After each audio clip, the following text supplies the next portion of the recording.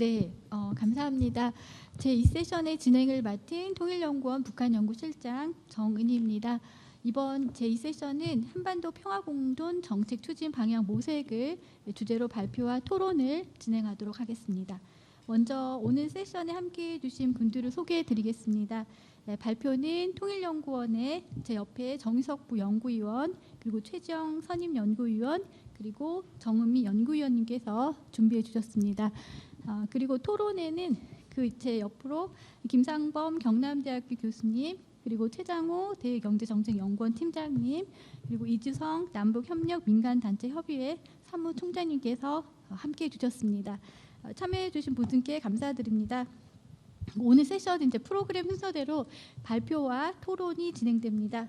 각 발표자 분들께서는 한 15분 이내로 해주시고요. 토론자 분들은 한 분당 한 10분 이내로 부탁드리겠습니다. 원활한 진행을 위해서 시간 준수해 주시면 감사하겠습니다. 그리고 혹시 플로어에서 질의응답은 시간 관계상 서면으로 질문을 받아서 진행을 하고자 합니다.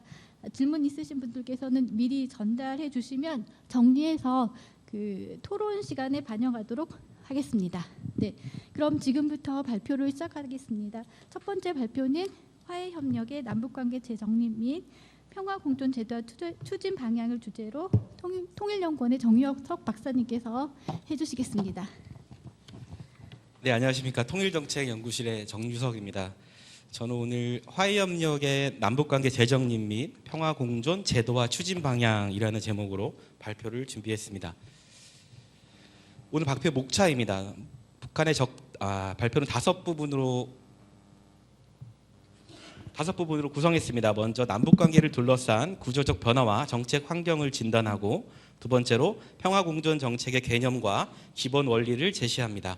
세 번째로는 이를 실제로 구현하기 위한 관계 재정립 전략을, 네 번째로는 제도와 방향과 과제를 말씀드리겠습니다. 마지막으로는 실행 전략과 정책 제언입니다. 남북관계 구조적 전환과 정책 환경 변화입니다. 변화된 통일 환경 속에서 현실적인 남북관계를 관리하는 전략의 필요성입니다. 현재 남북관계는 일시적인 긴장 국면이 아니라 협력 기반의 약화를 넘어서 소멸 단계까지 나아가고 있는 전환기라고 할 수 있습니다. 과거에는 갈등이 존재하더라도 대화 협력이 일정 부분 지속되면서 관계가 완전히 끊이지는 않았습니다. 그러나 지금은 관계를 조정할 수 있는 장치 자체가 소멸되면서 단절이 장기화되고 고착화되는 방향으로 변화하고 있습니다. 이러한 조건에서는 관계를 개선하는 접근보다는 관계를 안정적으로 유지하고 통제하는 접근이 더 중요한 과제가 됩니다. 대외 환경의 변화입니다. 국제 질서는 우크라이나 전쟁의 장기화, 중동 전쟁, 그리고 글로벌 공급망 재편의 이슈가 중첩되면서 규범 중심에서 경쟁 중심으로 빠르게 전환되고 있습니다. 이러한 변화는 단순히 외부 문제가 아니라 한반도 문제 해결을 위한 외교적 공간을 직간접적으로 축소시키는 요인으로 작용하고 있습니다. 특히 강대국 간 이해관계 충돌이 증폭되면서 한반도 이슈에 대한 국제적 우선순위가 낮아지고, 우리 역시 이에 대한 외부 변수에 취약한 불안정한 안보 환경에 깊숙이 편입되고 있는 실정입니다. 현재 남북관계는 장기적 긴장과 단절 구조로 고착화되고 있습니다. 대화 채널의 단절은 오해와 긴장을 조절할 수 있는 위기관리 기능을 약화시켰고, 갈등이 발생할 경우에 이를 조정할 수 있는 장치도 사실상 작동되지 않고 있는 상황입니다. 그 결과 긴장은 일회적으로 해소되는 것이 아니라 누적되고 반복되는 구조가 고착화되고 있습니다. 또한 기존의 협력의 축척이 약화되면서 신뢰 회복의 출발점 자체가 과거보다는 크게 후퇴한 상황이라고 말씀드릴 수 있습니다. 여기에 북한의 적대적 두 국가 선언은 남북관계에 근본적인 변화를 가져오고 있습니다. 기존에는 남북관계를 통일을 지향하는 특수관계로 인식했다면 현재 북한은 남북을 교전 상태에 있는 적대 관계로 규정하고 있습니다. 이는 단순한 표현 변화가 아니라 남북관계의 기본 전제를 완전히 재설정하는 변화입니다. 특히 이러한 인식 변화는 비핵화 프레임을 약화시키고 대남 핵 억제 전략을 정당화하려는 논리와도 깊숙이 연관됐다고 할 수 있습니다. 따라서 평화공존 정책 역시 이 변화된 인식을 전제로 재설계할 필요가 있습니다. 그동안의 통일 대북 정책은 정책적 방향성은 분명했지만 위기 상황 속에서 작동할 수 있는 실질적인 관리 수장이 부족했다고 할 수 있습니다. 또한 정권 교체에 따라서 정책 기조가 반복적으로 변화하면서 협력의 축적이 이루어지지 못하고 관계가 매번 초기화되는 문제가 반복되고 있습니다. 이러한 정책 목표와 현실 간의 괴리는 결국 정책의 실행력과 국민 체감도를 낮추는 결과로 이어졌습니다. 이제는 이런 한계를 보완할 수 있는 보다 안정적인 관계관리 중심의 접근이 필요합니다. 대내적 제약 요인입니다. 첫째는 정치적인, 이념적인 갈등으로 통일에 대한 사회적 합의 기반이 약화되고 있습니다. 둘째는 민생 이슈로 정책 우선순위가 낮아지면서 정책에 대한 관심과 체감도가 떨어지고 있습니다. 셋째는 청년 세대를 중심으로 통일에 대한 인식 격차가 벌어지고 있다는 점입니다.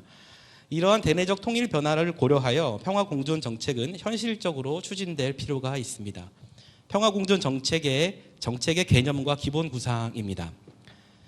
평화공존은 갈등의 완전한 해소를 전제로 하지는 않습니다. 오히려 갈등과 긴장을 일정 수준 아래에서 통제하면서 관계를 유지하는 것을 목표로 합니다. 즉, 관계 단절을 방지하고 위기 확산을 억제하는 데 초점을 둔 관리 중심의 정책이라고 할 수 있습니다. 이 점에서 평화공존은 이상적인 상태를 가정하는 개념이 아니라 현실적으로 실용 접근한 방법으로 정책을 설계했다고 볼 수 있습니다. 평화공존의 정책의 목표와 원리입니다. 기본적으로 북한의 체제 존중, 흡수통일 불추구, 적대행위 불추진이라는 이른바 삼불 원칙 아래에서 정책을 설계하고 있습니다. 이를 바탕으로 세 가지 목표를 설정하고 있는데, 첫 번째로 평화공존은 갈등을 통제하고 관계 안정성을 유지하는 것을 말합니다. 두 번째로는 공동성장인데 협력 가능한 영역을 확대해서 상호 이익 구조를 만들어내는 것을 목표로 합니다.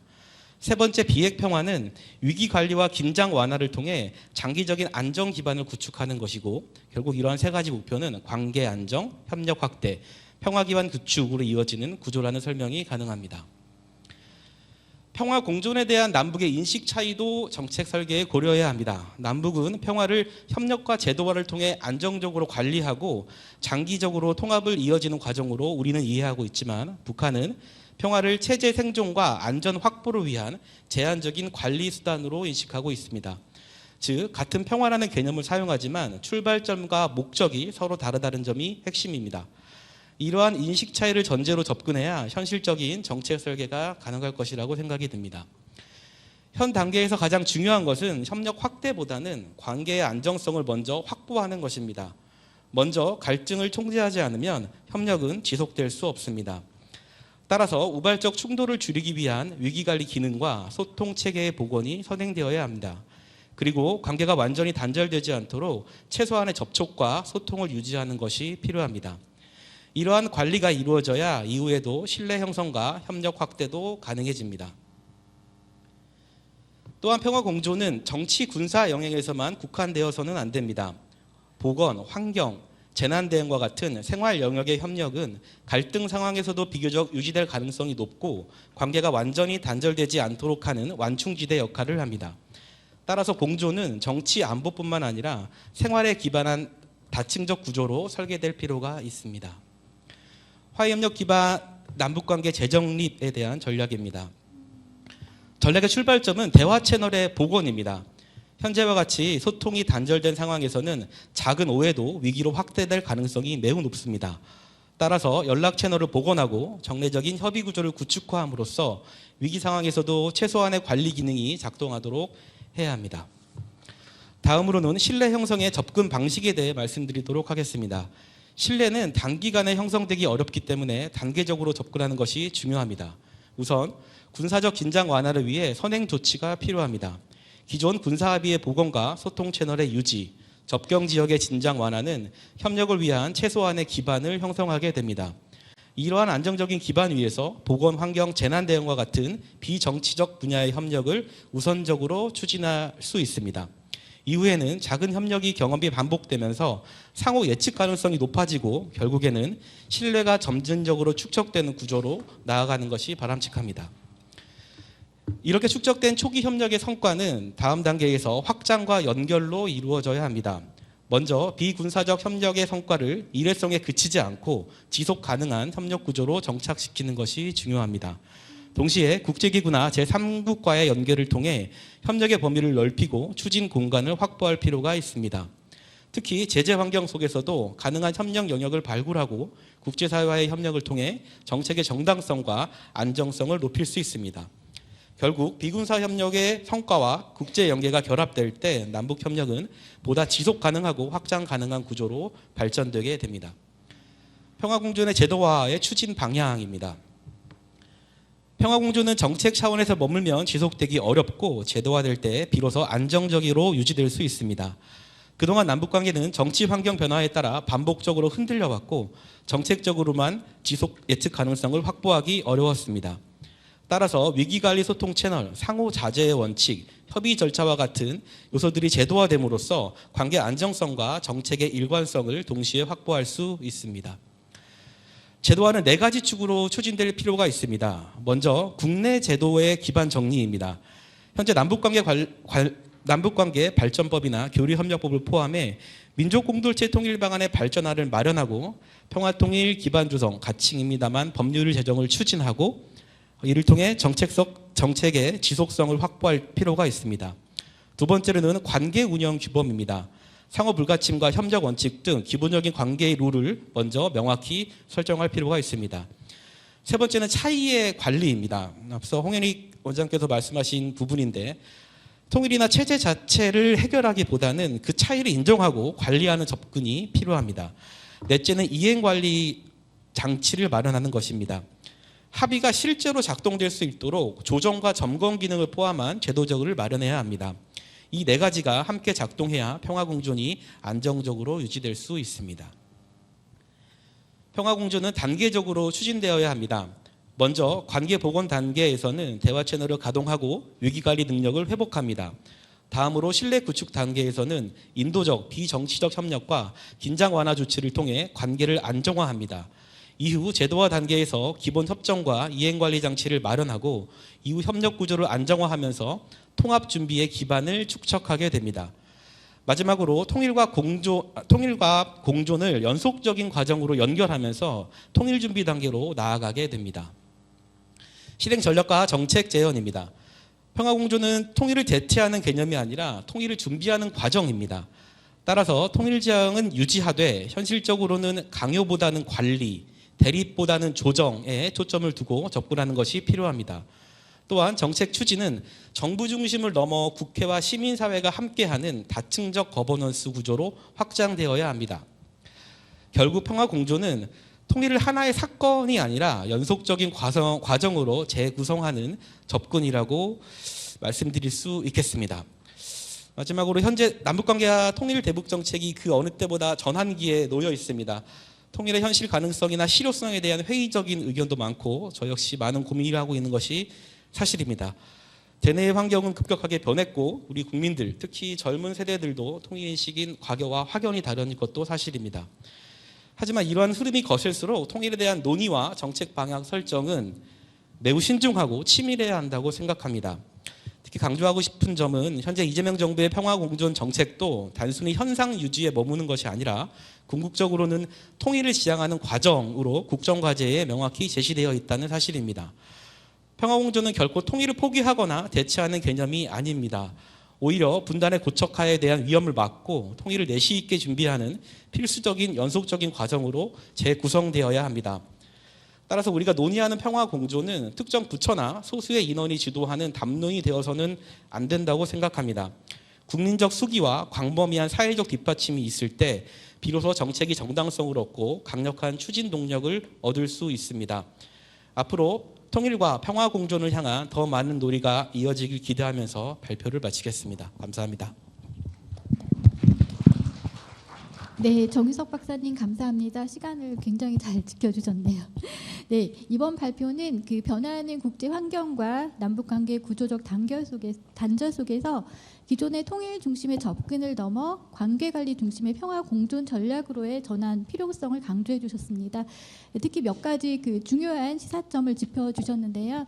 오늘 앞서 그 1세션에 홍현익 총장님께서도 말씀하셨지만 그 남북 간 기본적 입장 차이가 쉽게 해소되기 어려운 상황에서 이른바 agree to disagree, 즉 합의 불가능성 자체를 관리하는 접근이 필요하다는 점 굉장히 중요한 시사점이고요. 또 하나 마지막으로 흥미로운 점은 그 1세션에도 언급이 됐는데 현재와 같이 남북 간 직접 협력이 제약된 상황에서는 오히려 다자 협력이 초기 단계에서는 중요한 단계로 논의되기도 하는데 이번 발표에서는 이것을 단계적 로드맵의 마지막 단계로 설정을 하고 있다는 점입니다. 이 부분은 향후 논의에서 다자 협력과 남북 관계의 관계 설정을 어떻게 볼 것인지에 대해 하나의 중요한 쟁점이 될 것 같습니다. 네, 그러면 이어서 두 번째 발표를 듣도록 하겠습니다. 네, 최지영 박사님 부탁드리겠습니다. 예, 안녕하세요. 최지영입니다. 이렇게 개원기념 학술회의에서 발표할 기회를 주셔서 감사합니다. 지금 이 세션은 우리 정부의 대북 통일 정책의 중점 추진 과제들로 구성되어 있는 것 같습니다. 제가 맡은 주제는 이제 한반도 평화경제 미래 비전인데요.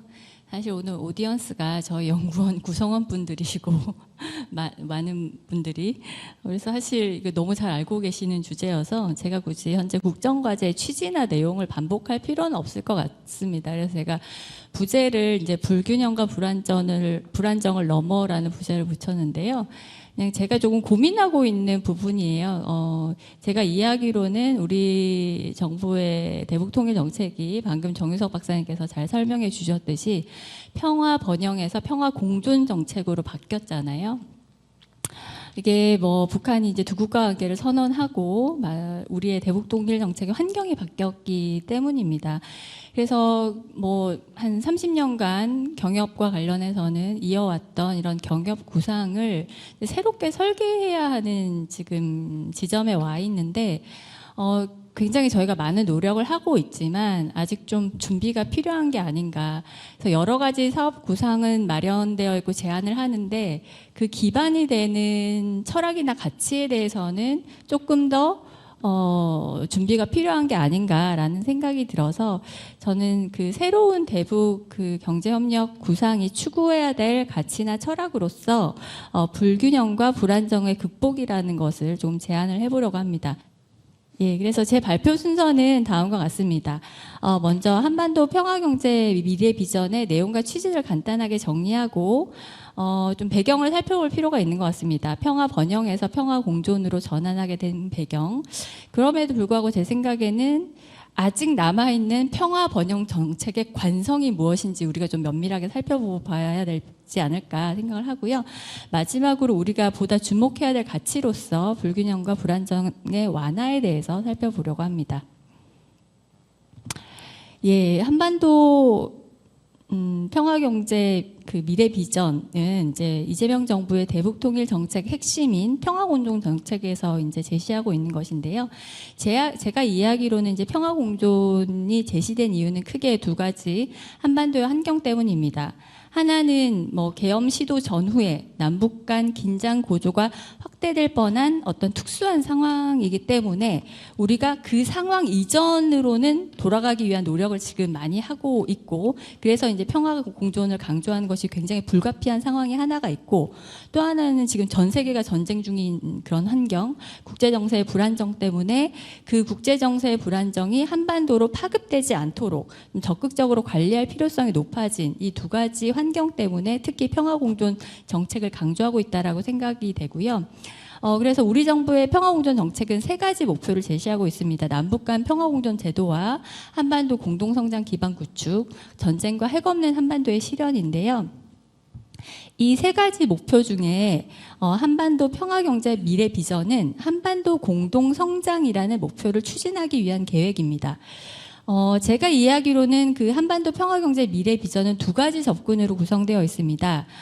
남북관계 개선이나 대북제재 완화 이전에라도 실현 가능한 단기적 과제와 이러한 장애물이 다 해소된 이후에 추진할 수 있는 중장기적 과제들입니다. 특히 이러한 과제들은 북한의 수용성이 그나마 높을 것이라고 예상되는 사업들로 구성되어 있는데 보건, 의료, 기후, 생태와 같은 공공재적인 성격을 가진 사업 구상에 초점을 좀 더 맞추고 있고, 그리고 북한의 적대적 두 국가 관계 선언이라는 환경 속에서 다자 협력을 보다 강조하는 이러한 특성을 가지고 있습니다. 이것이 이제 기존 남북 경협 접근법으로부터 탈피하고 있는 한반도 평화 경제 미래 비전의 차별성이라고도 볼 수가 있습니다. 그런데 다른 한편으로는 현 정부의 어떤 경협 구상도 기존 남북 경협 구상과 유사한 부분이 많습니다. 사실 뭐 북한의 수용성이 낮아진 것은 적대적 두 국가 관계 선언으로 더 증폭되긴 했지만 뭐 문재인 정부 때도 수용성이 낮아서 저희가 여러 가지 고민을 했던 것으로 기억이 되고, 당시에도 이것을 돌파하기 위해서 국제협력을 통해서 접근하자라는 연구들을 저희 연구원에서도 많은 보고서를 썼던 것으로 기억하고 있습니다.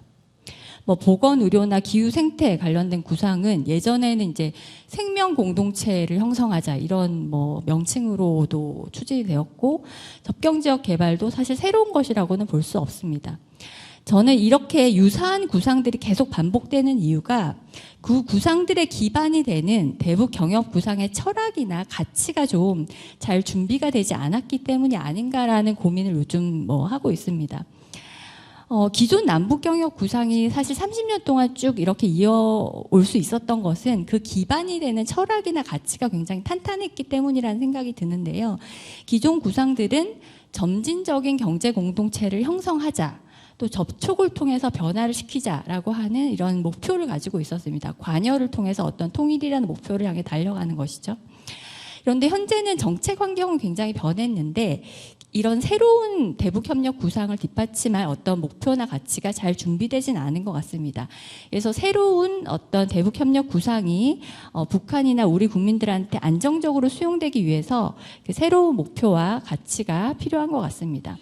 이를 위해서는 지금까지 이제 평화 번영에서 평화 공존으로 넘어온 배경에 대해서 저희가 좀 이해할 필요가 있는 게 아닌가라는 생각이 드는데요.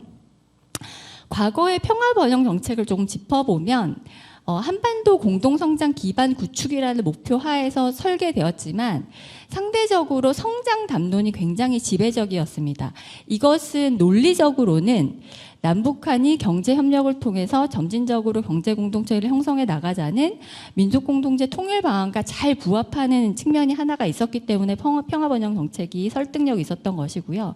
또 하나는 기존 정부가 평화번영 정책을 대북 통일 정책의 동력을 만들기 위해서 많이 활용했던 측면도 있었습니다. 그러니까 남북 경협이 통일 편익을 높이고 북한과의 경제적 격차를 축소해서 통일 비용을 경감시키고 장기적으로는 한반도의 성장 동력을 만들 것이다라는 논리를 펼치면서 이것을 정책 추진 동력으로 만들려고 했던 측면이 있습니다. 그래서 굉장히 화려한 청사진을 많이 제시했던 것 같고, 이러한 측면에서 한반도 신경제 구상이나 H벨트와 같은 어떤 정책들이 제안되었고, 광복절 경축사나 이런 것들을 통해서 경협의 경제적 효과를 굉장히 강조하는 측면에서의 접근도 이루어졌던 것 같습니다. 그런데 기존의 이런 평화 번영에 대한 강조가 과거에 얼마나 효과가 있었을지 저희가, 그리고 현재에도 유효한지 좀 고민할 필요가 있는데요. 왜냐하면 우리가 아직도 이 관성에서 완전히 벗어나고 있지는 못하기 때문입니다. 물론 긍정적인 효과는 있다고 생각합니다. 우리가 어떤 사업을 구상할 때 그 사업의 파급 효과를 면밀하게 분석하는 것은 굉장히 필요하고, 또한 북한뿐만 아니라 남한이나 한반도 전체에 미치는 파급 효과를 긍정적으로 우리가 분석하는 것은, 긍정적 효과에 대해서 분석하는 것은 퍼주기와 같은 프레임을 상쇄하기 위해서도 필요했습니다. 그런데 제 생각에는 부정적 효과도 무시할 수 없었던 것 같은데요. 우선 남한, 이 정책을 수용하는 우리 국민들의 입장에서는 이 성장 효과가 당장 발생하지 않고 남북 간의 격차 때문에 이 경협이 남한 경제에 미치는 효과는 굉장히 미미하거든요. 그렇기 때문에 정책을 체감하기 굉장히 어렵습니다. 이러한 한계가 있었고, 그래서 정책 효능감이 낮고, 또한 반복적으로 여러 사업이 구상으로만 제시되기 때문에 정책에 대한 피로도가 굉장히 높고 사실 크게 반응하지 않는 것 같습니다. 북한의 입장에서도 우리가 이런 여러 남북 경협 구상을 제시하고 그 경제적 효과를 강조하는 것 자체가 굉장히 부담일 수 있었겠다라는 생각을 하는데요. 왜냐하면 이런 여러 가지 사업을 제한한다는 것 자체가 이 사업을 남한이 주도하겠다라고 하는 것이 부각될 수밖에 없고, 우리가 제시하는 사업으로 경제 효과가 커지면, 즉 북한의 경제적 이익이 커질수록 그것은 굉장히 시혜적인 측면이 높아집니다. 그러니까 북한은 그 이익을 수용하는 입장이 되기 때문에 체제 위상에 부합되지 않는다라고 생각할 가능성이 높습니다. 지금까지 북한이 자신들의 체제의 위상이 높아졌다라고 선전하는 측면에서는 이러한 접근은 북한의 참여 명분을 굉장히 낮추는 결과를 불러올 수 있을 것 같습니다.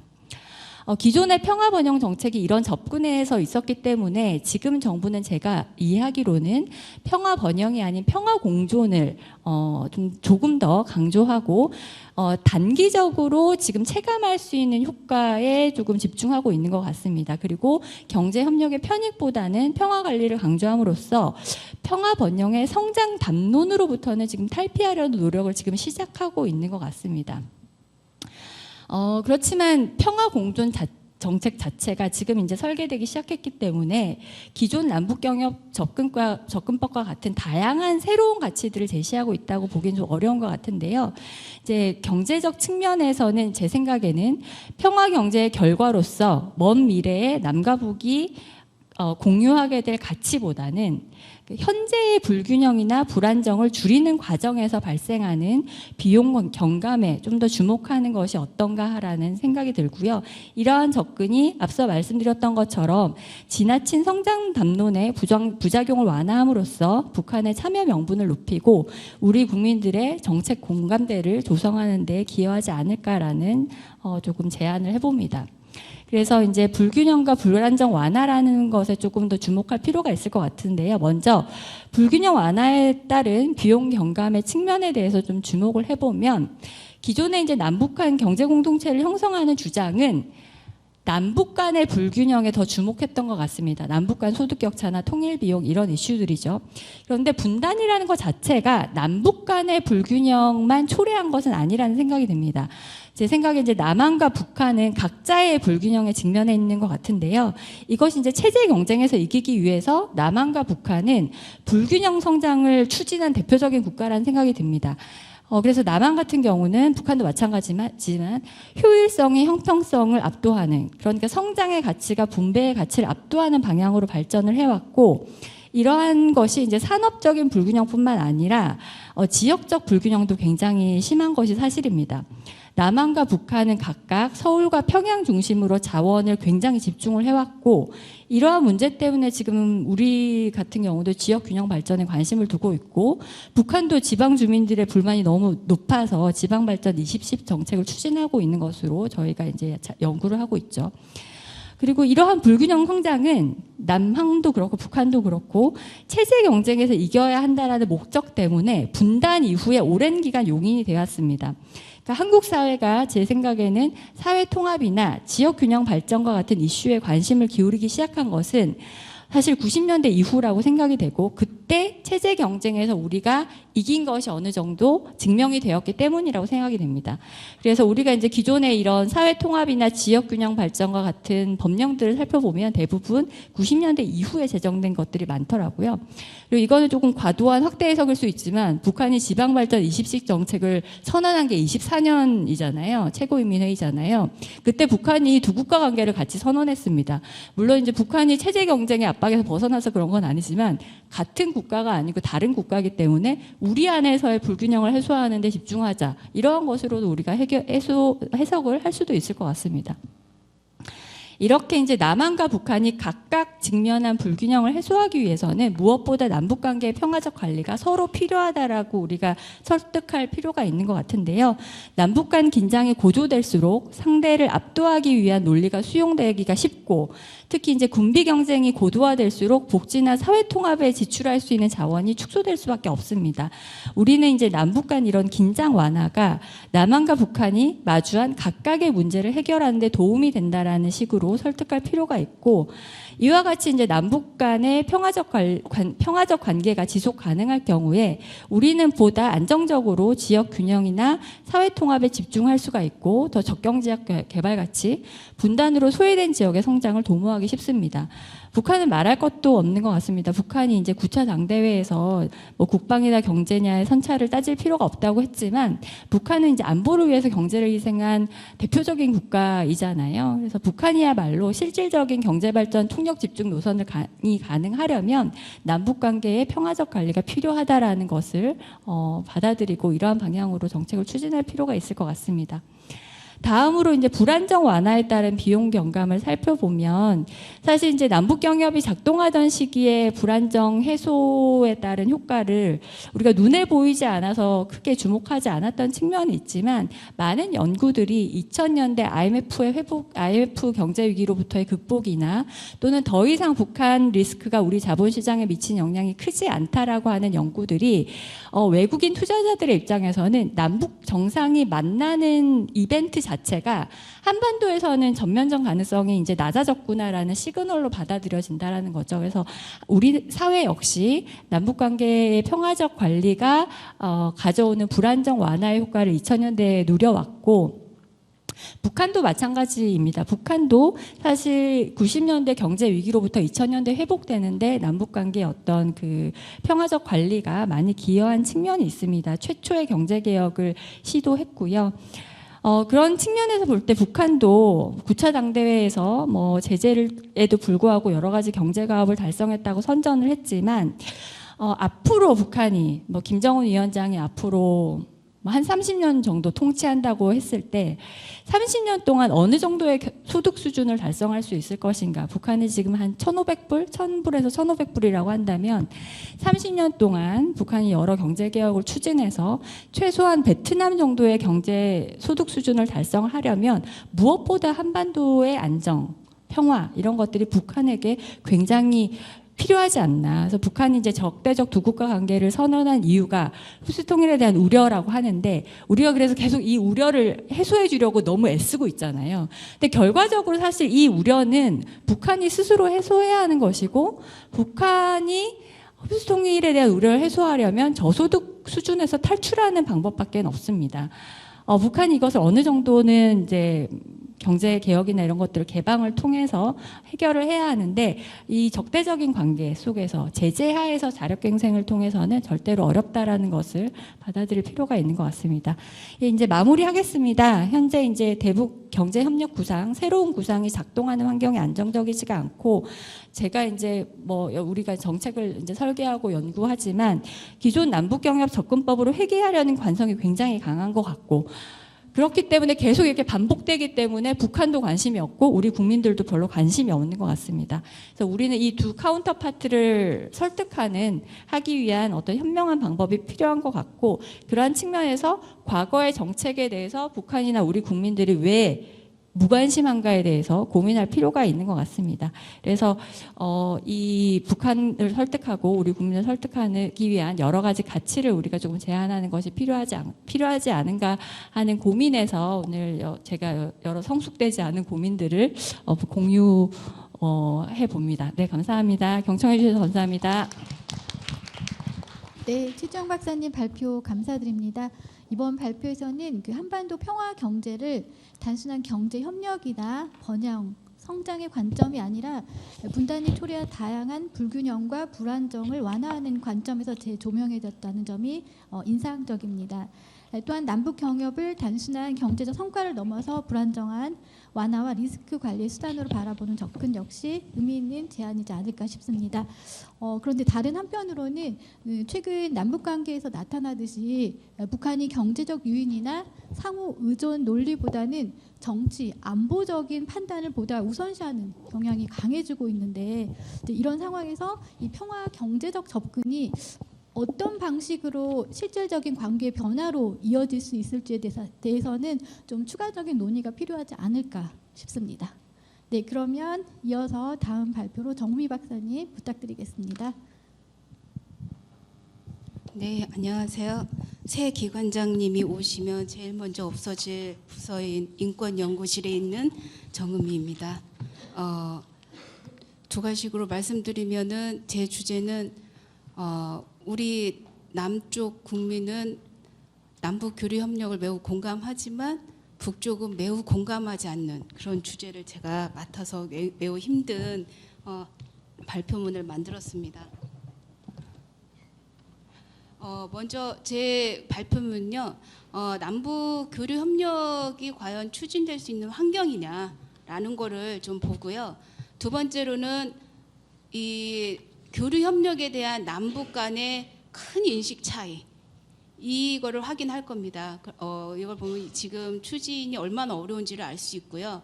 그래서 남북 관계가 이제 적대도 두 국가 관계라고 북한이 계속 이제 말하고 있는데, 이런 남북 관계의 뉴 노멀 상황에서 우리 정부는 어떤 정책 기조를 유지하고 있는지, 그리고 지금 지난 그 25년부터 지금까지 남북 교류 협력 현황을 좀 살펴보고요. 이런 남북 교류 협력 추진의 기회 요인과 도전 요인을 좀 살펴본 다음에 마지막으로 현실적인 제안을 하겠습니다.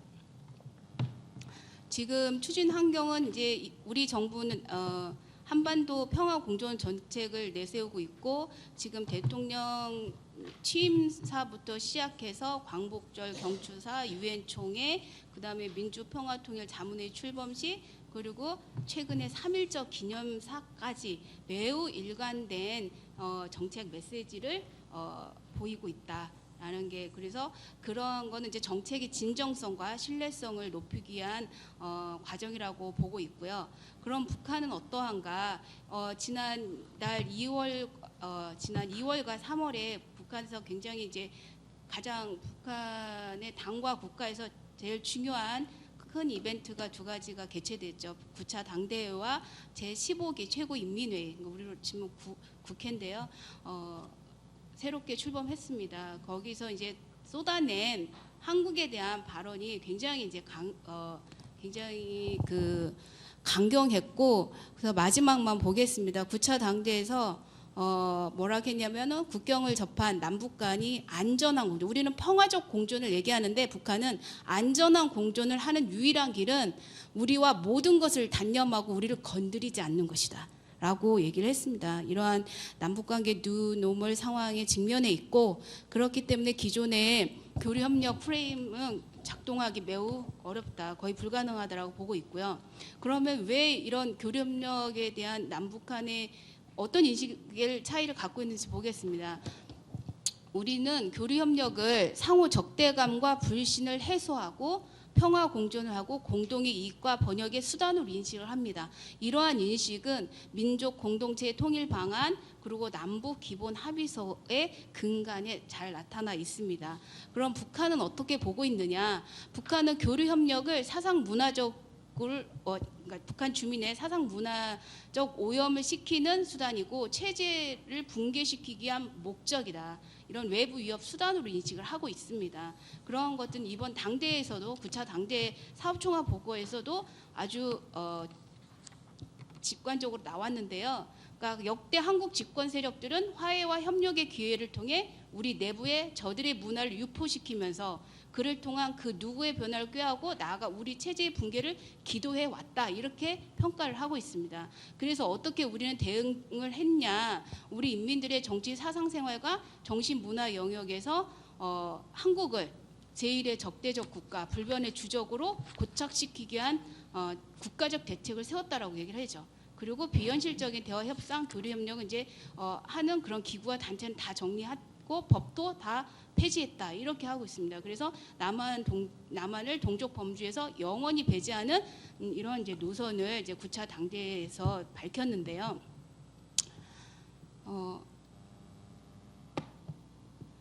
잠깐만요.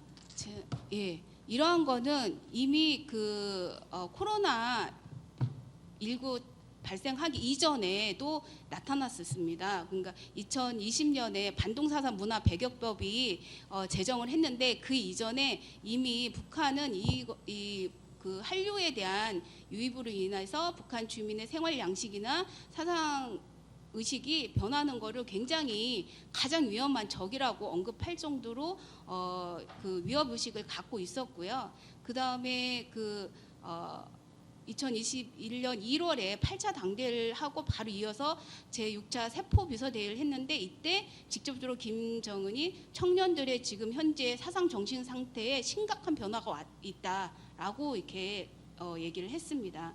그렇기 때문에 사실 남북 교류 협력을 활성화시켰을 때 북한 주민의 이런 사상 문화적 변화에 대해서 북한 당국이 상당히 두려움을 갖고 있고, 앞서서 1세션에서 홍영익 사무총장님도 말씀하셨는데 이러한 게 우리가 생각하는 것보다 상당히 이 두려움이 크다. 그래서 이건 주민 통제를 위한 명분을 넘어서 사실 굉장히 피포의 의식의 표현이라고 저는 봅니다. 그러면 이게 그냥 단순히 말이냐? 우리 그 통일부가 지난 2021년부터 쭉 그 탈북민을 대상으로 해서 북한 경제 사회 심층 정보 수집 조사를 해왔습니다. 거기에 보면은 북한 주민이 외국 영상물 시청 경험률이요, 김정은 집권 시기만 보면은 이미 2021년에서 25년에 81.4%고 후반기 2020년에 83.3%로 매우 높은 수준이었습니다. 근데 여기서 끝나느냐? 그게 아니라 서울대학교 통일평화연구원이 조사를 보면은 이런 남한 문화를 접촉한 다음에 북한 주민이 남한에 대한 호감도가 매우 증가했다는 응답률이 2020년에 72.8입니다. 그냥 증가가 아니고 매우 증가가 72.8% 수준입니다. 이러한 상황, 이런 조사 자료가 북한이 지금 남북 교류 협력을 통해서 느끼는 그 적대적인 인식이 엄청 높을 거라는 거는 이미 짐작할 수 있을 것 같습니다. 그래서 이제 그 그래프고요. 그래서 우리 정부는 사실상 뭐 바늘구멍 찾고 있고, 그런데 그러면서 그런 어려운 상황입니다. 그런 두 가지로 지금 현재 우리 정부가 갖고 있는 스탠스는, 일단 북한 체제를 존중한다라는 그게 이제 한반도 평화공조 정책 추진 원칙 1번인데 이거를 끊임없이 이제 대북 메시지를 발신하는 거죠. 그래서 최근에 한간에는 정동영 통일부 장관께서 말씀하신 그런 국호를 사용한다든가, 북한의 국호를 사용한다든가, 조항관계 용어를 사용한다, 이런 거에 이제 있지만, 이러한 것들은 어떻게 보면 북한 지금 체제를 존중한다는 그런 일관된 메시지를 발신하는 목적으로 해석할 수 있고, 항상 북한도 지금 대한민국이란 국호를 사용하고 있는데요.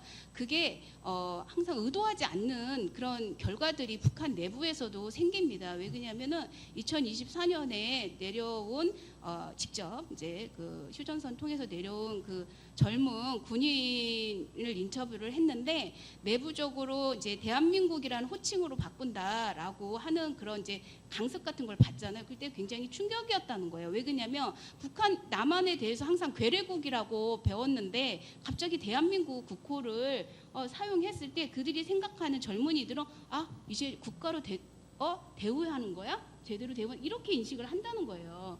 그렇기 때문에 북한도 사실 여러 가지 이제 내부적인 그런 이데올로기가 그 지도부에서 생각하는 방식으로 밑에는 그대로 관철되지는 않을 겁니다. 그런 혼란 속에 있을 거라고 생각을 하고요. 그래서 지금 우리 정부는 이제 인내심을 갖고 계속 하나하나 일희일비하지 않고 기다려 보자라는 이제 스탠스를 하고 있는 것으로 보이고요. 그러면 지금 남북 교류 협력을 이제 보면은 굉장히 남북 교류 협력의 범위가 굉장히 넓습니다. 지금 여기에 보면 경제 교류부터 시작해서 자유 왕래, 철도, 도로 연결, 우편 전기 통신 교류, 이런 것도 굉장히 넓은데요. 지금 생각해 보면 지금 현재로 말도 안 된다, 이런 교류 협력이 어떻게 되냐 했는데, 사실 또 노무현 정부 시기에, 참여 정부 시기에는 이러한 모든 교류 협력들이 굉장히 또 많이 그 진척이 된 경험이 있기도 합니다. 그래서 전혀 불가능한 건 아닙니다. 그래서 이 그래프가 그대로 잘 여실히 보여주고 있다라고 보고요. 지금은 이제 남북 교류 사업 통일부가 승인한 게 몇 년째 지금 0건입니다. 근데 이제 이재명 정부 들어서면서 이제 그동안 좀 경직됐던 그 북한 주민 적조 신고를 이제 전면적으로 허용을 하기도 하고, 여러 가지 이제 남북 교류를 어떻게든지 좀 추진해 보고자 하는 여러 노력들이 지금 있는 단계라고 보고요. 지금 그 남북 교류 그 남북 협력 기금 지출 계획이 올해 거거든요. 올해 거 보면은 쌍방의 교류 협력 사업은 부재합니다. 우리 내부에서 할 수 있는 거 하고 있자 이러는 게 이제 기본 기조입니다.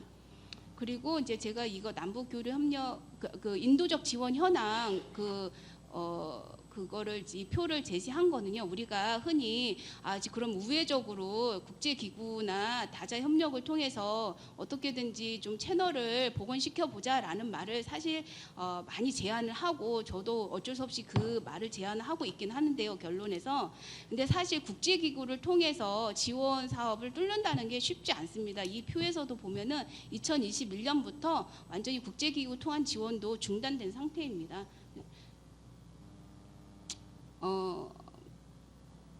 네, 이제 지금 노력하고 있다는 걸 본거 기회 요인 같은 경우는 북한이 지금 지방발전 정책을 이제 앞으로도 이제 향후 5개년 계획 동안 이제 꾸준히 추진한다는 건데 그 중에서도 이제 교육 보건 부분이 이제 집중하는 대상인데 이게 북한의 이제 주체 역량이 이제 부족하다 보니까 대외 협력을 할 수밖에 없고 이러한 수요는 증가할 것으로 예상이 됩니다. 그래서 이런 국제기구나 비정부기구, 친선국가와 협력을 좀 모색할 것으로 보이고 있고요.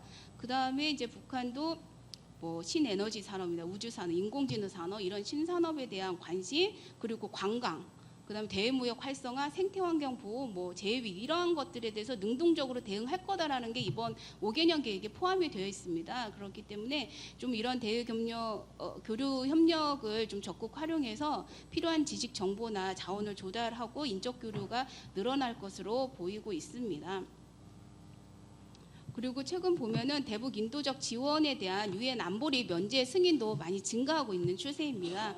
이런 것들이 이제 기회 요인이라고 보고 있고요. 그 다음에 최근 우리 정부가 굉장히 적극적으로 힘을 쏟고 있는 글로벌 AI 허브 한국 유치 이런 것도 사실 이제 많은 그 유엔 기구들과 협력을 하고 그런 이번에 MOU 맺은 유엔 기구들을 보니까 북한에 전에 상주하던 유엔 기구들이 상당히 많이 포함이 돼 있더라고요. 그런 것들을 좀 잘 활용하면 좋을 것 같다는 생각이 들고요. 이제 도전 요인은 북한이 지금 전통적인 친선 국가들과의 다방면의 이제 협력을 강화하고 있는 추세인데 2024년에는 러시아와의 포괄적 조약을 이제 맺었고요. 얼마 전에는 이제 벨라루스하고도 조약을 맺었습니다. 이렇게 이제 그 친선 국가들과의 이제 협력이 확대되다 보면은 당연히 남한과의 교류 협력에 대한 이제 소구력이 이제 낮아지는 거죠. 없어지는 거죠. 그렇기 때문에 이제 계속 우리는 남북 교류 협력을 재개할 수 있는 공간과 기회는 축소될 수밖에 없다라는 거. 그리고 지금 세계 안보가 굉장히 위태롭기 때문에 더더욱 지금은 공감대가 만들어지기 어려운 상황이라고 볼 수 있습니다. 그래서 마지막 제안하는 것으로 끝나겠습니다. 협력 채널을 다변화하는 것은 당연히 지금 현재 필요한 거고요. 그리고 북한과 신뢰 관계가 있는 그런 국제기구나 비정부 기구, 해외동포 협력 네트워크를 좀 잘 활용하는 것이 현실적이다라는 거고요. 그다음에 좀 그 5개년 계획에서 북한의 5개년 계획에서 중점 과제들 중에서 북한의 참여를 유도할 수 있는 그런 새로운 국제교류 협력 사업을 좀 발굴해서 좀 그런 것들을 바깥에서 추진해 보는 것이 필요하다. 지금 현재 그 우리 정부에서 설정하고 있는 것들은 굉장히 지금 실현하기 어려운 상태로 보입니다. 마지막으로 제가 이렇게 이쪽 방면으로 연구를 하면서 느낀 건데 지금 남북 관계 단절이 너무 오래됐고 교류 협력 특히 분야가 오래되다 보니까 이 재상생 체계가 완전히 무너졌더라고요. 민간 단체에. 그리고 고령화 지금 겨우겨우 하고 있는 단체에도 고령화가 너무 심각하고 그래서 이런 남북 민간 교류 협력을 위한 미래 세대 육성 사업에 좀 추진하는데 좀 주력했으면 좋겠다. 근데 이번에 우리 정부도 남북 교류 협력 재단을 설립하려고 하고 있고 저도 꾸준히 지금 제안을 하고 있는데 국제 협력제 코이카에 NGO 봉사단이라는 게 있어요. 그것들 이제 사업을 해서 모집을 해서 그 필요한 거기에 이제 파견을 하는데 이런 모델을 좀 그래서 뭐 가칭 남북교류협력 NGO 봉사단이라고 해서 이런 것들을 좀 사업을 그 좀 제대로 설계해서 이런 것들을 그 좀 미래지향적인 관점에서 좀 추진을 하면은 지금 그 단절돼 있고 재생산 체계가 무너져 있는 이런 민간 교류 협력의 미래 세대를 육성하는 게 도움이 되지 않을까 이렇게 생각합니다. 감사합니다. 네, 정미 박사님. 네, 발표 감사드립니다. 이번 발표는 남북 교류 협력을 둘러싼 그 실제 사업 현황까지 종합적으로 정리해 주셨다는 점에서 의미가 큰 발표라고 생각합니다. 근데 사실 제가 생각하기에 북한에서 언제 이렇게 한류가 급격히 확산이 됐냐라고 봤을 때 2018년인 것 같습니다. 2018년 그 평창 올림픽 이후로 우리 교류단이 그 북한에 방문을 했을 때 거기에 그 공연한 그 녹음 파일이 다 그 USB를 통해서 굉장히 많이 이제 받더라고요. 그래서 이런 변화가 북한 입장에서는 체제 차원에서 부담 요인으로 작용했을 가능성도 있고 또 그것이 그 두 국가론의 배경이지 않을까라는 생각도 해볼 수 있었습니다. 그래서 그런 맥락에서 최근 두 국가론 역시 단순한 정치적인 선언이라기보다 이런 내부 변화와 외부 영향에 대한 대응이라는 해석도 가능하지 않을까라는 생각을 해봤습니다.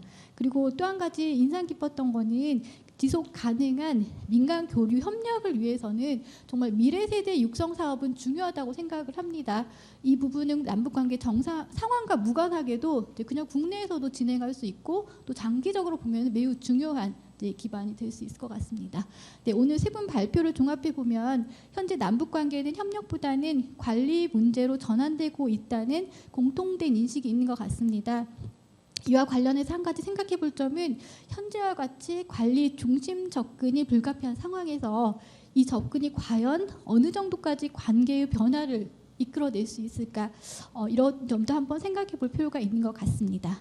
네, 그러면 이제 토론으로 넘어가도록 하겠습니다. 네, 경남대학교 극동문제연구소 김상범 교수님 부탁드리겠습니다. 안녕하십니까. 경남도 극동문제연구소의 김상범입니다. 네, 먼저 통일연구원 개원 35주년을 진심으로 축하드립니다. 그리고 이 귀한 자리에 초대해 주셔서 감사하다는 말씀을 드립니다.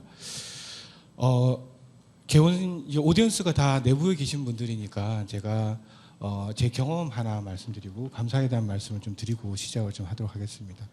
제가 대학 1학년 때요. 지금의 민족통일교육원 시절 때 통일연수원을 갔습니다. 대학 1학년 때 못 모를 때죠.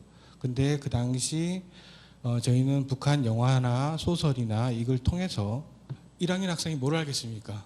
낄낄대고 조롱하고 웃고 그랬습니다.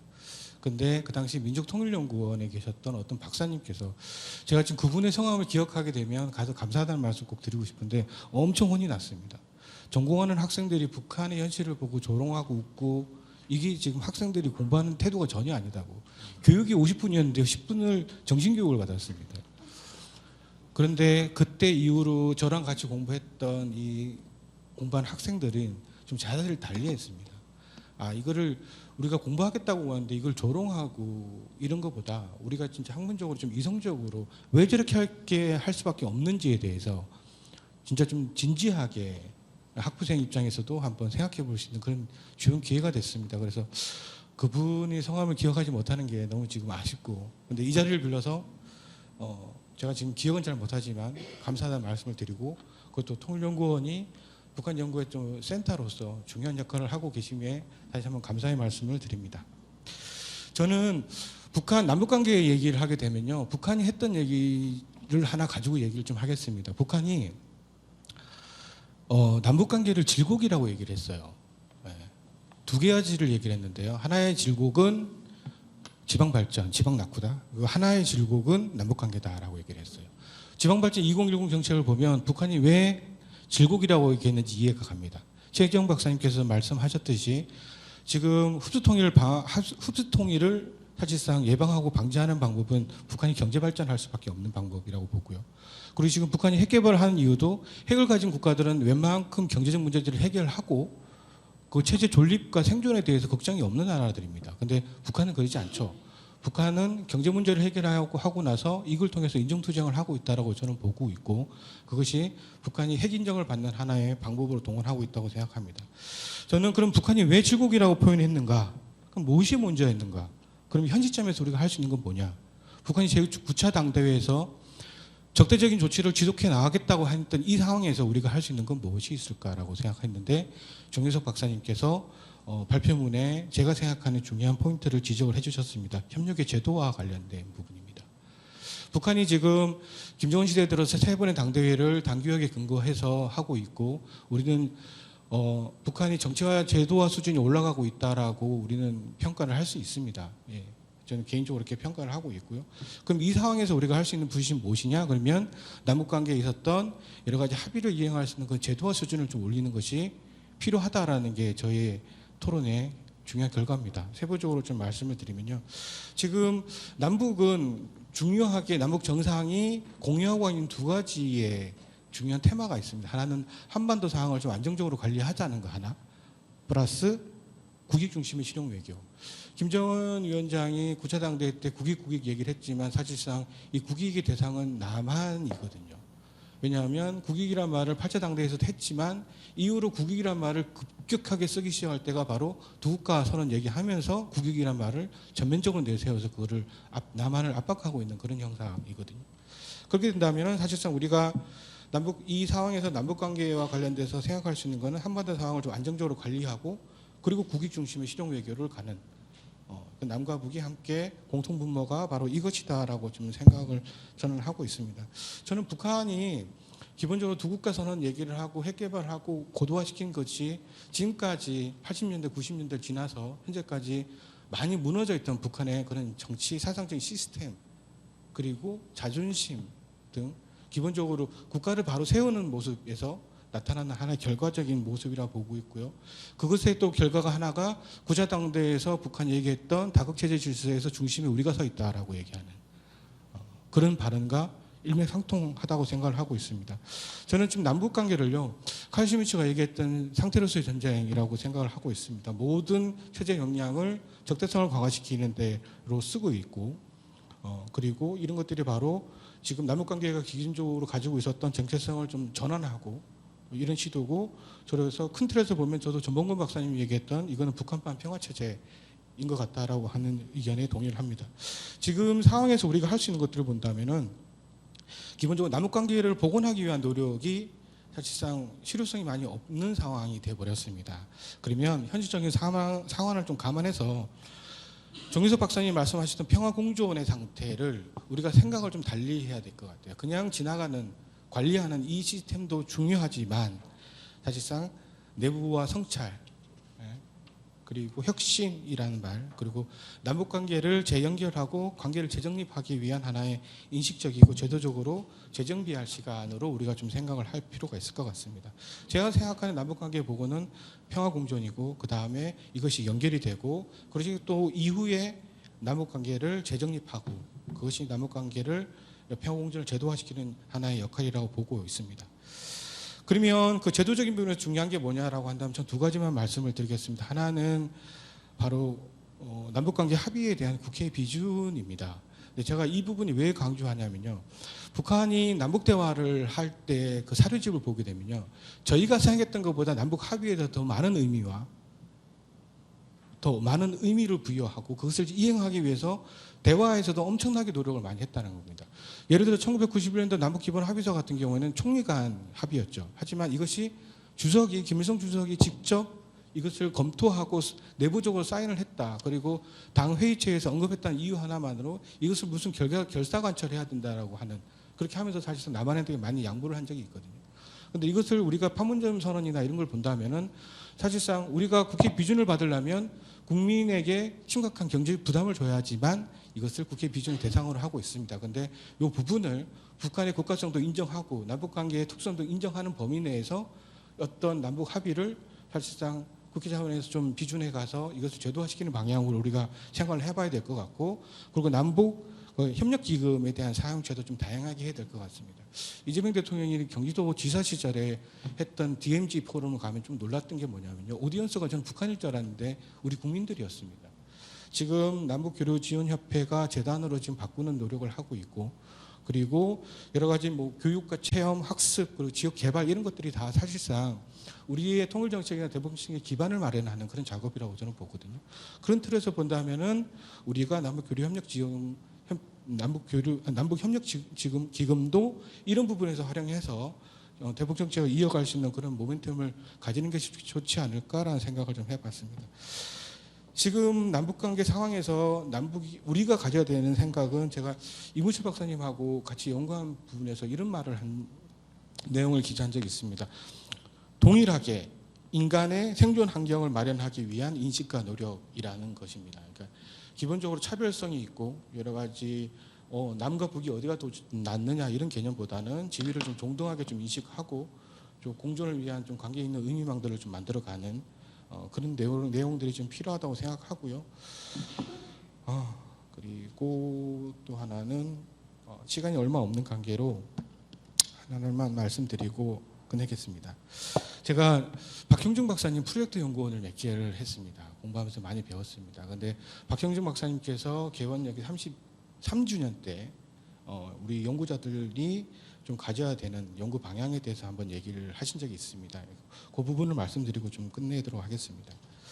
지금까지 우리가 북한뿐만 아니라 평화 통일 연구자들 본다면 대부분 우리가 가진 전략적 우위성에 맞춰가지고 연구를 좀 해왔습니다. 박형준 박사님 말씀대로 한다면은 남북 관계를 과도하게 국제적 문제로 인식을 하고, 그리고 우리의 국력 우세에 기반해서 북한의 정치 외교적 능력을 좀 과소평가했고, 그리고 그들의 호전적인 정책으로 인해서 그들의 국익에 대한 평가보다는 우리가 규범적으로 일방적으로 우위에 있다고 평가를 하거나, 그리고 취약한 북한 내부 사정으로 인한 한계 등을 맞춰서 초점을 맞춰서 왔다. 그러니까 쉽게 말해서 비교체제 우위 입장에서 우리가 북한 연구를 해왔다면, 이제는 남북관계가 이제 1대1이라는 관계 인식도 좀 가지고, 두 번째는 북한이 국제질서의 한 축으로서의 국제적 영향력을 행사하려는 패권과 생존 의지가 있다. 이것은 북한이 1960년대에 명확하게 나왔던 것들이거든요. 예. 그 당시를 본다면은 사실상 세계혁명을 위해서는 사회주의 혁명이 필요한데, 자신들과 똑같은 민족해방투쟁이 세계 2대 혁명이 역량이 될 수 있다라고까지 하는 그런 주장까지 했던 게 있거든요. 지금은 저는 북한의 외교가 60년대로 돌아갔다고 보는데요. 이러한 의지들, 그리고 지정학적 인식, 김정은 위원장이 가지고 있는 인식이 있죠. 우리는 고래싸움이 새우가 아니다, 고래싸움이 고래다라고 하는 그런 인식이 있고, 그리고 남북관계에서 자신들의 안보를 위해서 자신들의 열사적인 구조를 우위로 전환시키는 이런 능력들이 있으면 적대적 두 국가 관계가 바로 그런 것들입니다. 바로 이런 것들도 좀 우리가 감안해서 앞으로 연구를 하는 게 우리가 남북 관계를 좀 더 발전시켜 나갈 수 있는 좀 밑거름이 되지 않을까라는 생각합니다. 이상으로 토론을 마치겠습니다. 네, 김상범 교수님 감사드립니다. 토론뿐만 아니라 저희가 앞으로 어떻게 나아가야 될지 그 방향 제시까지 해주셔서 너무 귀한 그 토론이라고 생각을 하고요. 이 토론의 핵심은 그 남북 관계를 곧바로 복원하기보다는 현실을 인정하고 평화 공존의 상태를 먼저 제도화하자는 제안으로 이해가 됩니다. 특히 북한이 주장하는 적대적 두 국가 관계를 단순한 단절이 아닌 하나의 전략적 서사로 해석을 하고 이에 대응해서 관계 재설정이 필요하다는 점이 인상적이었습니다. 다만 또 그 쟁점이 또 나왔는데요. 첫째는 그 평화 공존이 안정적 관리에 머물 것이 아니라 관계의 재연결로 이어질 수 있을지. 두 번째는 북한의 두 국가 인식을 우리가 어떤 수준에서 수용하거나 대응해야 할지. 그리고 세 번째는 이 제도화 중심의 접근이 실제 신뢰 구축과 긴장 완화로 이어졌을지, 이와 관련해서 혹시 발표자나 토론자분께서 간단하게 그 공존 이후 재연결로 이어지는 구체적 경로에 대해서 어떤 구상을 갖고 계시면 좀 말씀해 주시면 감사드리겠습니다. 다음은 그 두 번째 발표문에 대한 토론입니다. 대외경제정책연구원의 최정호 박사님 부탁드리겠습니다. 예, 안녕하십니까. 대외경제정책연구원의 최장호입니다. 35주년이 벌써 되셨네요. 축하드립니다. 예. 예, 저는 오늘 발표 내용에 대해서 4가지 토론을 하려고 하는데요. 첫 번째부터 말씀드리겠습니다. 최재형 박사님께서 우리 사회가 또 우리 정부가 북한이 제시한 두 국가 관계, 또 우리 사회에 암묵적으로 형성되어 있는 잠재적인 두 국가론을 수용하고 조종하는 과정이다라고 이제 해석을 해주셨습니다. 저도 사실 이 의견에는 동의합니다. 다만 이거 정말 이렇게 봐도 되는가라는 입장에서 저의 생각과 다른 관점에서 토론을 하고 싶은데요. 지금 정부의 메시지는 2가지로 해석이 가능하다고 봅니다. 하나는 조선과 한국의 관계, 즉 두 국가에 대한 수동적인 수용 또는 전환하는 과정일 수도 있고요. 또 하나는, 또 다른 방법은 북한이 워낙 남북 간의 대화를 하지 않겠다고 하니 북한을 대화의 장으로 끌어내기 위해서 북한을 존중해 주는 어떤 정책 방향일 수 있다라고 봅니다. 그런데 만약 그렇게 보지 않고 조선과 한국의 관계, 즉 북한이 주장하는 두 국가론을 수동적으로 수용한다라고 해석을 해버리면 지금 우리 사회에는 많은 통일 체제가 있습니다. 통일연구원이 대표적이고요. 저 같은 북한 연구자도 그 예입니다. 하지만 남북 교류가 2010년 이후에, 짧게는 2016년 이후에 중단된 지 10년이 넘다 보니까 많은 통일 체제가 해체되고 있습니다. 만약 우리 정부의 통일 정책이 북한의 두 국가론을 암묵적으로 수용하는 과정이다라고 해석을 한다면 지금 우리 사회에서 벌어지고 있는 통일 체제의 해체를 사실상 그대로 좀 방조하는 형태로 정책이 가야 될 것 같아서 지금 저도 통일 연구를 하는 사람으로서 우리 정부의 대북 정책을 그렇게 해석해도 되는가라는 토론을 과감하게 한번 던져보고요. 두 번째는 토론 사항이기보다는 코멘트인데요. 우리 정부의 한반도 평화 공존 정책은 한국 정부의 안보 비용을 낮추기 위한 성격이 좀 강하다라는 얘기를 하고 싶습니다. 이 논의도 앞으로 발표를 하실 때 포함시켜 주시면 어떨까 싶은데요. 지금 우리 사회가 지금 더 이상 핵을 얘기하지 않으면서 우리 사회 전반적으로 좀 핵에 대한 걱정이 좀 떨어지고 있는 것 같습니다. 만약에 정부에서 비핵화 북한 핵하고 매번 언급하게 되면 아무래도 안보적인 불안이 가중되고 사회적으로 핵 확산에 대한 우려가 커지면서 우리도 핵 개발을 해야 된다는 여론이 커질 수 있는데 이번 정부에서는 그렇게 하지 않으면서 우리의 안보적인 비용 위험이 좀 줄어드는 것 같습니다. 그게 좀 효과적인 측면이 있다라고 말씀드리고 싶고요. 세 번째입니다.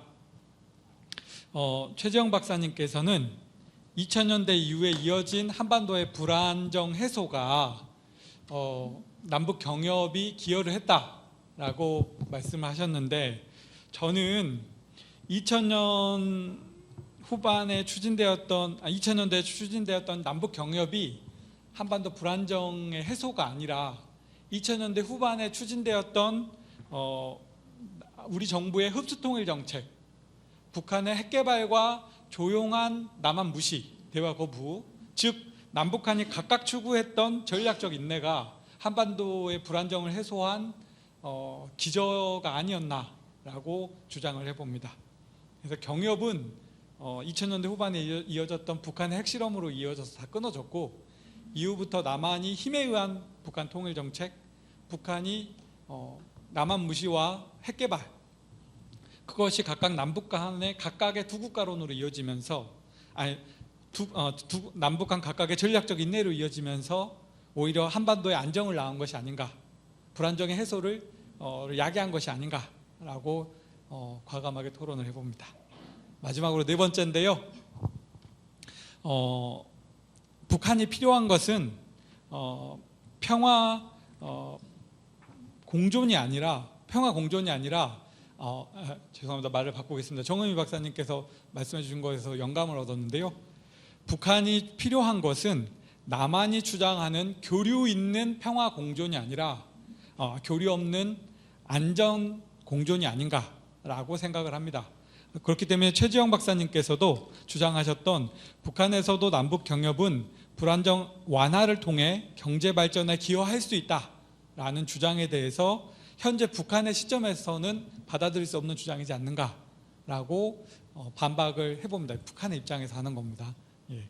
그래서 북한은 남한 문화가 가지고 있는 강한 확산성을 좀 우려하고 있다. 우리가 한중 관계를 보면 지금 중국이 한국의 K 문화를 허용하지 않고 있습니다. 아이돌 문화, 또 자유로운 응원 문화가 시민 운동으로 이어지고 그 탄핵까지 이어지는 그런 어떤 거대한 한반도 K 문화가 갖고 있는 시민과 민주주의의 힘을 중국이 굉장히 우려하고 있고, 아이돌 문화에 대한 강한 거부로 K 컬처를 거부하고 있다라고 생각을 하는데, 비단 북한에게도 같은 역할을 할 것이라고 생각을 합니다. 때문에 현 상황에서 북한도 남북 경협은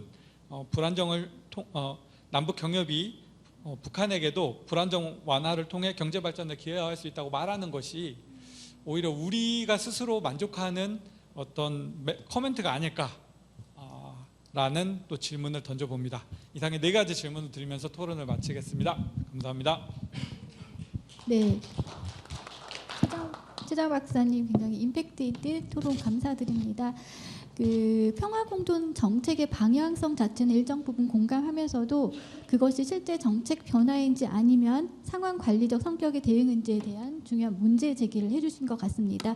또한 과거의 안정이 협력의 결과인지 아니면 남북 간 그 전략적인 인내의 산물인지에 대한 재해석과 함께 북한이 경협을 어떻게 받아들일 것인지에 대해 더 순중한 접근이 필요하다, 이런 부분을 짚어주셨습니다. 특히 북한이 경협을 오히려 부담으로 인식할 가능성을 제기해 주셨는데요. 이와 관련해서 한 가지 이제 시간이 남으면 혹시 답변해 주시면 감사하겠는데, 북한이 수용할 수 있는 협력 방식은 그렇다면 어떤 방식으로 설계가 되어야 한다고 보시는지 혹시 시간 되시면 말씀 부탁드리겠습니다. 네, 그러면 이제 마지막 토론자 분이신 이주성 부장님 부탁드리겠습니다. 네, 안녕하십니까. 남북협력민간단체협의회 이주성입니다. 다 앞에서 인사하셔가지고 저도 해야 될 것 같습니다. 통일연구원 개원 35주년 축하드립니다. 불러주셔서 감사합니다. 연구자로 이 자리에 있지 아니하고 현장에서 활동하는 활동가로서 이 자리에 있기에 현장의 소식을 좀 어떻게 진행되어지는지 듣고자 하시는 부분들이 있는 것 같아 상당히 고민스러웠습니다. 아는 것도 없지만 조금 아는 것도 말할 수 없다라고 하는 부분이 있어서, 그것이 또 말하지 않는다고 해서 큰 의미도 없는, 어쩌면 몇 가지 사례가 북의 변화를 이야기하는 일반론적으로 이야기되어지기에는 상당한 한계가 분명히 있다라는 겁니다. 말하지 못하는 것은 우리가 민간이나 종교계가 조용히 조심스럽게 북쪽과의 접촉과 여러 가지 제안들, 특히 정의미 박사님이 말씀하셨던 여러 가지 대안들을 실질적으로 실행해 보는 단계에 있는데 뾰족한 이렇다 할 만한 성과는 없습니다. 그러나 그 과정에 대한 배움이 있기에 전략적인 수정과 그다음에 앞으로의 실천 방안에서 참고되어질 수 있는 그런 것들을 찾아가는 과정에 있음을 말씀을 드립니다. 먼저 저희가 그 통일부랑 늘 1년에 2번 인도협력 민간정책협의회라고 하는 것을 하는데요. 그것이 공개되어지지 않았습니다. 이제는 제가 이 자리에서 공개할 수 있는 것은 민간정책협의회를 통해서 저희가 통일부와 협의하고 지금 진행하는 여러 가지 건들이 있습니다. 그거에 대해서 간략하게 말씀을 드리겠습니다. 남북협력기금을 이제 사용할 수 있게끔 하는 규정을 개정 중에 있고요. 행정예고가 오늘까지입니다. 그러면 내일부터는 실질적으로 민간단체의 협력기금이 지원되어질 수 있는데요. 과거에는 5대5였습니다. 자부담 5, 협력기금 5였는데 1대9, 자부담 1, 협력기금 9. 실질적으로 민간단체에게 도움이 되어줄 수 있는 부분일 수 있겠습니다. 연 1회에서 연 3회로 확대되어집니다. 실질적으로 한 단체가 15억 이상, 15억 미만의 협력기금을 1년에 사용할 수 있는 계기가 된다라고 하는 말씀을 드립니다. 또 하나는 보조금 사업 이외의 모든 사업, 특히 제3국에서의 물자를 구매해서 북에 전달하는 상황에서는 반출 승인을 득하지 않아도 됩니다. 이제는 민간이 자율적으로 제3국에서 물자를 사서 북에 전달하는 것은 정부의 승인을 받지 않고 진행할 수 있게 됩니다. 그리고 생태계, 우리 인도적 지원단체, 교류협력단체들의 생태계를 걱정해 주셨는데요. 저희에게도 가장 큰 문제 중에 하나입니다. 그거와 관련해서 통일부와 협의하기는 청년 인턴제를 내년부터 시행하는 것으로 잠정적 합의가 있었고 예산을 편성한 것으로 알고 있습니다. 그래서 어떻게든지 우리 젊은 친구들이 다음 세대가, 그러니까는 우리 세대에 통일이 되어지지 아니한다면 다음 세대가 그것을 이어가야 하는데 그거에 관심 있고 참여하고자 하는 청년들이 많지 않습니다. 그들을 키워내고 현장에서 유입되어질 수 있는 경로, 플랫폼을 만드는 과정이 되게 중요할 것 같습니다. 예, 그리고 남북교류협력재단 한다고 하는데요. 사실은 저희들은 고민이 많습니다. 교류협력재단과 관련한 부분에 있어서 지금의 지원협회는 그들의 고객이 민간이 아닙니다. 그들의 고객은 통일부입니다. 남북교류협력을 하는 통일부를 지원하기 위해서 만든 협회였습니다. 그러다 보니 그들은 민간을 대할 때는 지도와 감독의 대상이고 때로는 관계가 좋을 때는 배려의 대상이었지 동역자 관계는 아니었다. 그래서 앞으로 민관 협력의 플랫폼으로서 거듭나기 위한 남북교류협력재단이 어떻게 조직되어져야 되는지에 대해서 계속 협의 중에 있다라고 하는 말씀을 좀 드립니다. 문제는 협력기금도 줄 것 같고 뭔가 남쪽 단체들이 자율적으로 법적 안정성을 구축하는 과정 속에서 할 수 있는 환경을 만들어줬는데 할 수 없습니다. 그것은 송금 문제 때문에 그렇습니다. 100억을 준다고 그래도 그 돈을 은행에 가서 제3국에 보낼 수 있지 못합니다. 이와 관련해서 미국 관계자들과 협의를 해봤는데요. 아까 정은미 박사님 제재 문제에 있어서 승인되어진 것들 얘기하는데 미국의 입장은 단호합니다.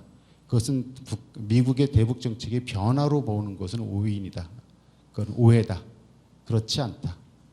그리고 할 만하기 때문에 한 거고 그 시기가 됐기 때문에 한 것이지 그것이 우리의 변화를 이야기하거나 그것으로 인해서 한국 정부의 입장이 수용되어졌다고 보기는 어렵다라는 것이 미국 관계자, 정부 관계자의 입장이었습니다. 그래서 여전히 이것은 어려운 문제로 남아 있고요. 관련해서 저희는 계속 화이트뱅크를 개설해 줄 것을 요청하고 있고 통일부가 이거와 관련된 의지가 있어서 평화경제제재관리과가 있고요.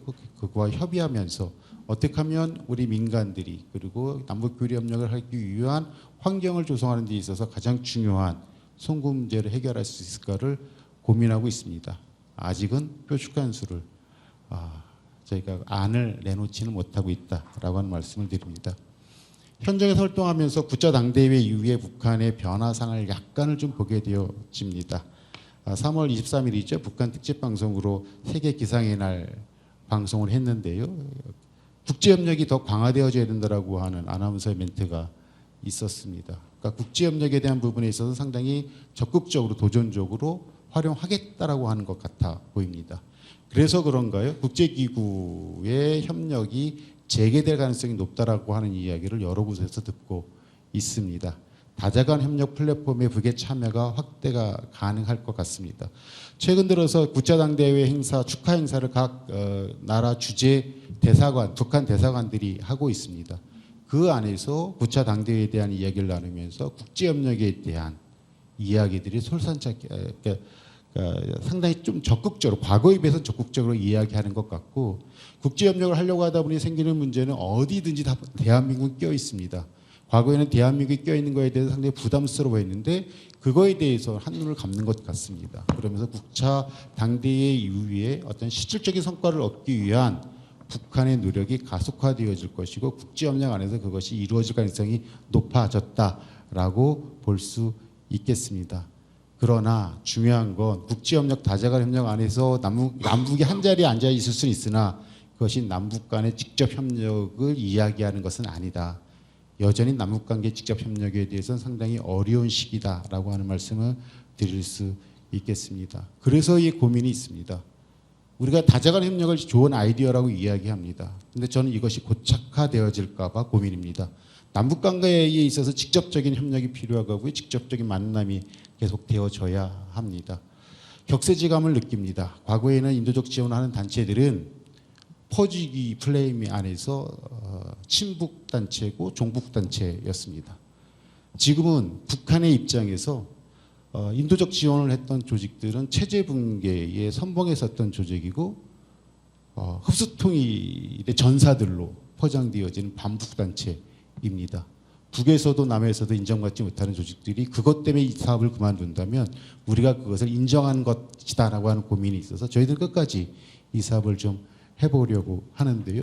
그렇다면 직접적으로 지금 다자간 협력은 되게 중요한 아이디어고 그것에 대해서 하나의 좋은 방안일 수는 있으나 이것만 이야기해서는 안 되고 남북 간에 직접 협력할 수 있는 방안들을 이야기해야 하고 목소리를 내어야 한다. 사실은 그것은 제가 내야 될 부분이기도 합니다. 근데 아직 우리 안에서 합의되어진 부분들이 없기 때문에 아직 용기를 못 내고 있습니다만 저희가 대한민국의 민간단체 한반도의 평화 구축을 위해서 노력하고 인도주의 환경 개선을 위해서 노력했던 저희가 남북 간에 직접 한반도 구성원 모두의 건강과 안전을 위한 협력이 필요함을 계속해서 이야기해야 될 필요가 있지 않을까 싶습니다. 지금 이 순간에도 종교계회 시민사회가 교류협력 활성화, 정상화를 위한 노력을 지속하고 있습니다. 빠른 시일 내에 이런 것들이 잘 정리가 되어지고 성과가 있게 보고할 수 있는 날이 오기를 기대합니다. 이상입니다. 네, 이주성 사무총장님 토론 감사드립니다.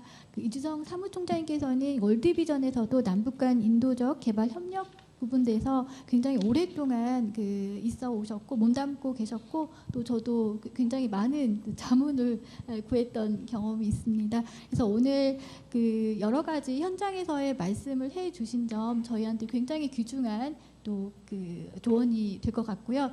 특히 최근에 남북교류 협력 정상화를 위한 이 환경 조성이 우리 국내에서뿐만 아니라 북한 내부에서도 상당히 변화가 있다라는 거는 굉장히 긍정적인 시그널이지 않을까라는 생각을 해보았습니다. 다만 오늘 굉장히 중요한 말씀 현장에 계시기 때문에 정말 역시 이제 이런 말씀을 해주시는데 우리는 그냥 쉽게 이 다자 협력하면 당연히 다자가 양자 협력을 이끌 것이고 그걸 활성화할 것이다라고 생각을 하지만 현장에 계시는 분은 이게 굉장히 어렵은 또 하나의 과제구나라는 걸 또 알게 됐습니다. 네, 지금 시간이 한 6분 정도 남았거든요.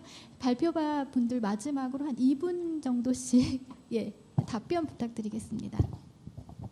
네, 김상범 선배님 좋은 말씀 주셔서 감사드리고요. 주신 말씀에 거의 다 대부분 동감을 하고 국회 비준이나 이런 법제화가 평화공존의 시작이라는 말씀도 적극 공감을 합니다. 앞 세션에서 존경하는 박종철 교수님께서 말씀하신 것처럼 평화공존이라는 가치는 보수 정부나 진보 정부나 각자 좀 의미는 다르지만 갖고 왔던 가치라고 생각을 합니다. 다만 제가 좀 걱정이 되는 건 이번 정부의 평화공존 정책이 어떤 엔드 스테이트가 된다는 것에 대한 우려가 있습니다. 영구 분단을 가정하거나 통일을 좀 지운다는 북한의 메시지를 줄까봐 되는 과정이 좀 우려되는 부분들이 있어서 저는 평화공존 정책을 설계할 때 통일을 지향하는 과정이 꼭 들어가야 된다고 다시 한번 말씀을 드리고 싶고 만약에 북한과 우리의 한조 관계, 조한 관계 이런 관계로 된다면 두 분 발표하신 두 선배님들의 남북 경협이나 남북 협력도 변할 수밖에 없습니다. 특수관계가 아니기 때문에 이런 것들도 좀 진지하고 치밀하게 좀 고민해야 된다고 생각을 하고요. 마지막으로는 독일의 사례를 봤을 때 이제 합의 불가능성에 대한 합의가 있지 않습니까? 어그리 투 디스어그리 이런 것들에 대한 체제나 가치를 인정을 하고 거기서부터 합의를 찾아가는 것 그리고 사회적 대화나 국민적 합의 수기를 이끌어내는 다양한 공론화장 이런 것들을 통해서 정책이 좀 더 탄탄하고 유지가 됐으면 하는 바람입니다. 이상입니다. 예, 최장호 박사님 좋은 말씀 너무 감사드립니다. 저도 공감하는 부분이 많았고요. 일단 네 가지 코멘트 중에 세 가지 질문에 대해서만 간단하게 제 생각을 말씀을 드리면 일단은 글쎄요, 잠재적 두 국가론을 수용한다라고 표현하기는 조금 어려울 것 같고, 근데 일단 지금 저희가 고민하는 문제가 적대적 두 국가 관계 선언 이후로 고민을 하고 있는 부분이고, 사실 뭐 우리 사회에서도 통일에 대한 공감대가 많이 떨어져 있기 때문에 지금 환경에 맞는 어떤 통일 담론을 어떻게 만들어갈 것인가라고 하는 거는 뭐 북한이 두 국가 관계 선언 이전에도 있었잖아요. 전 접점이 조금 있을 것 같아요. 근데 조금 전략적으로 단기적으로는 이제 평화적 관계로의 전환을 저희가 강조하고 있는 것이고, 그러면 측면에서는 좀 전략적으로 통일을 강조하지 않는 거죠. 방점을 찍지 않는. 그래서 과거에 이제 긴 어떤 시계에서 통일로 나가는 과정에서 지금 화해 협력을 강조했다면 굳이 엔드 스테이트를 우리가 조금 전략적으로 강조하지 않고 지금 현재 우리가 얻을 수 있는 것, 남과 북이 얻을 수 있는 걸 좀 강조하는 게 아닌가라는 생각이 들고, 왜 경제학에서 단기 균형과 장기 균형 얘기할 때 사실 단기 균형만 정책적으로 가능한 거예요. 우리가 잠재 실업률, 잠재 성장률, 이거는 실제로 눈에 보이는 게 아니고 그냥 호황과 불황을 겪지 않는 수준에서 가는 것이지 실제로 달성할 수 있는 게 아니잖아요. 저는 그런 의미로 좀 통일을 좀 이해하고 있습니다.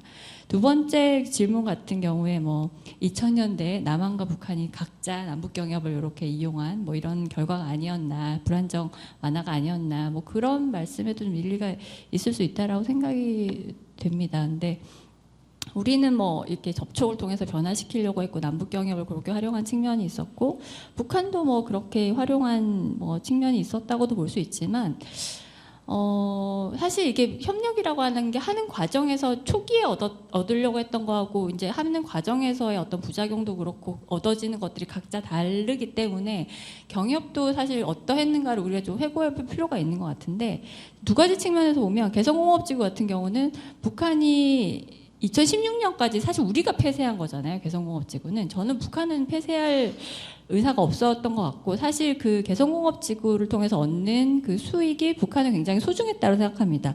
폐쇄하자마자 북한이 그 외화 수입을 보충하기 위해서 관광협력을 엄청나게 2017년, 18년 늘리려고 했던, 대체하려고 한 수단을 굉장히 급하게 찾았거든요.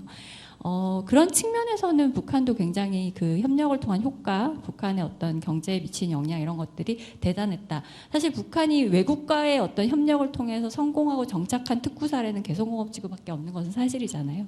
그런데 그런 효과도 있었지만 개성공업지구가 북한 전체에 미치는 그런 그 체제 위상에 미치는 부작용도 굉장히 우리가 좀 눈여겨봐야 될 부분인데, 북한 주민들의 개성공업지구에서 생산된 옷이라고 하면 북한에서 가장 좋은 옷으로 유통되고 이런 것들이 사실 북한 체제 정권으로서는 바라지 않는 사이드 이펙트가 아니었나. 그래서 지금 그 경협에 대한 부담 이런 것들이 있지 않았나, 뭐 그런 생각이 듭니다. 그런 것들에 대한 우리가 어떤 그 분석을 토대로 새로운 대북 협력 구상을 좀 제안해야 되는 부분이 있는 것 같고요. 세 번째는, 그쵸, 지금 북한이 원하는 거는 뭐 교류 없는 안정 공존, 그러니까 국가 대 국가의 관계에서의 어떤 뭐 경제 협력 이런 것들을 원할 가능성이 점점 높은 것이죠. 그래서 저는 이제 접촉을 통한 변화는 이제 약간 버려야 되는 부분인 것 같고, 우리가 교류 협력 전체 방향에서 그런 측면에서 보면 경제 협력은 제 생각에는 사회문화 협력보다는 가능성이 높은 부분인 것 같습니다. 사람은 오가지 말고, 문화는 보내지 말고 돈만 보내라. 우리도 이제 그러면 이제 입장을 바꿔야 되는 거예요. 북한을 성장시키기 위해서 가는 게 아니라 우리 자본의 이익을 위해서 우리가 그냥 투자하는 거예요. 우리가 다른 국가에 투자할 때 그냥 이윤을 획득하기 위해서 가는 거잖아요.